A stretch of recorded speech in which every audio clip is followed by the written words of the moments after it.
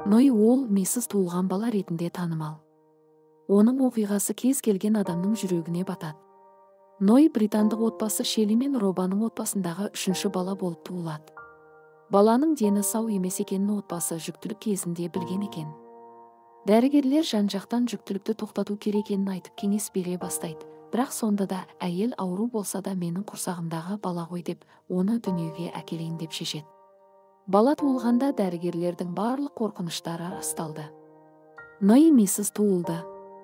Бірақ соған қарамастан баланың өмірге деген ынтасы ерекше болатын. Сондықтан да ата-анасы баланы бақытты ету үшін қолынан келгендерін істеп бақты.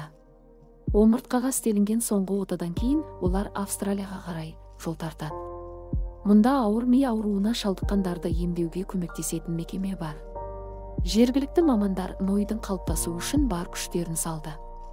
Ақырында бұл қажетті қабілеттерді үйреніп, оның миы 2%-дан 80%-ға дейін өсті. Қазір бала 9 жаста, омыртқасындағы сырқаттың салдарынан ол мүгедектер арбасымен қозғалуға мәжбүр. Бірақ соған қарамастан ол өзі отырып тіпті жүре алады.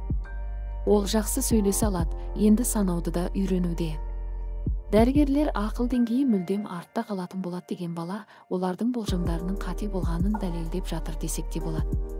Егер осындай видеоларды жиі көргіңіз келсе, каналға жазылып, лайк басуды ұмытпаңыз. Қоңыраушаны қосып қойыңыз.